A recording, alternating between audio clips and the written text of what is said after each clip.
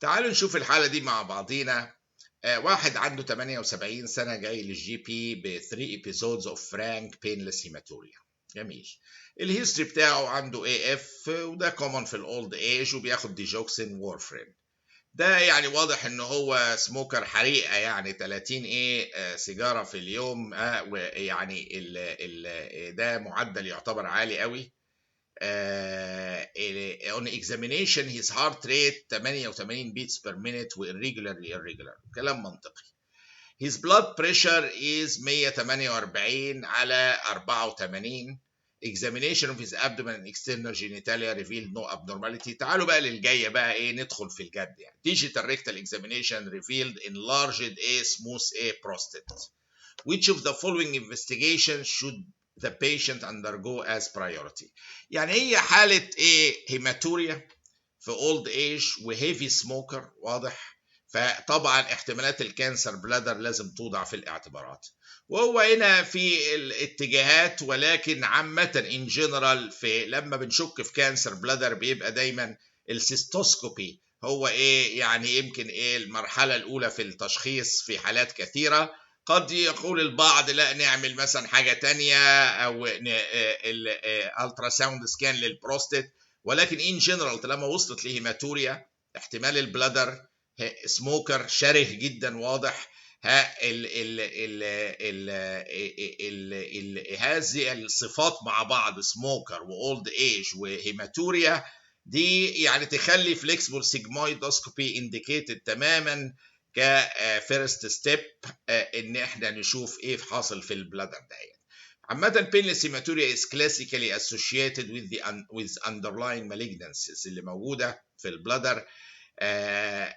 سيستوسكوبي او من الكدني او ممكن من اليوريتا، يعني الكونسبت نفسه ان malignancy ممكن يعمل painless hematuria، ومعروف المالجنس في المراحل الاولى بيبقى painless. يعني cystoscopy is the method of choice for the evaluation of urinary bladder. should be performed in virtually all cases of painless hematuria.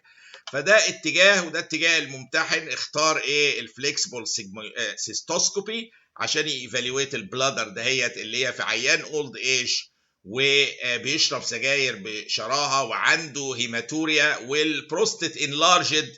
ولكن البروستات انلارجد ما ينبغيش، ده كومن قوي في الاولد ايج. يعني هي دي التريك اللي في السؤال، ان مش معقوله عشان بروستات انلارجد اوجه كل تفكيري للبروستات في بينلس هيماتوريا. واضح البلادر لازم اخد بالي منها ان هو جدا واعمل الفليكسبل سيجمويدوسكوبي، ما يبقاش ديستراكتد بالبروستات عن ليجن او باثولوجي تاني يكون موجود في البلادر ويكون كانسر او كده، لان كتير جدا في الاولد ايج هلاقي البروستات انلارجد.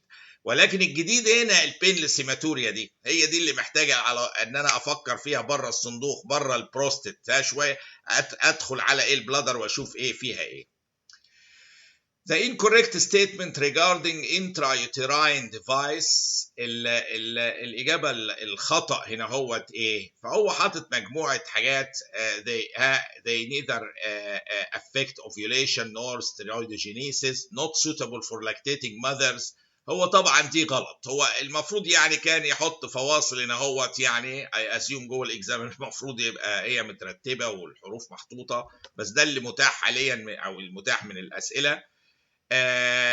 not suitable for lactating mothers دي طبعا الكلام ده غلط خالص. هو بيدور على الانكوريكت، فيبقى دي هي الإجابة اللي احنا عايزينها، اللي هي اللي يقول لي not suitable for lactating mothers ده كلام غلط خالص، لأن الانترايتراين ديفايسز مثلا النوع ده ميرينا intrauterine devices دي releases very small amount of hormone local في اليوترس where it works locally بس. The intrauterine device does not affect the quality and the quantity of breast milk. فعشان كده suitable في lactating women مفيش مشكلة فيهم خالص. The Mirena IUD is safe and effective for 5 years. دي معلومة عنه، يعني بنكمل لما المعلومات في التوبيك يعني. فانا هنا لما يجي يقول لي الانترايتراين ديفايسز دي ممنوع not suitable for lactating mother، لا suitable تماما، ما فيش اي مشكله فيهم، لان بيشتغلوا الهرمونز بتاعتهم لوكالي، ما فيش ولا بتاثر على البريست ميلك خالص ولا كمياته، فبالتالي سيف اثناء اللاكتيشن. فدي معلومه مهمه نعرفها انه they are allowed يعني. الجي 6 بي دي deficiency is inherited as هو حاطط مجموعه حاجات. الجي 6 بي دي لو نفتكر دايما تيجي في البويز مش الجيرلز، لان هي اكس لينكد ايه ريسيسيف ديس اوردر. هفكركم بيها الجي 6 بي دي اكس لينكد ريسيسيف. يعني ايه ريسيسيف؟ يعني لو واحده فيميل في الاغلب تبقى اكس اكس، واحده مضروبه، يعني احتمال نادر الاثنين مضروبين يعني.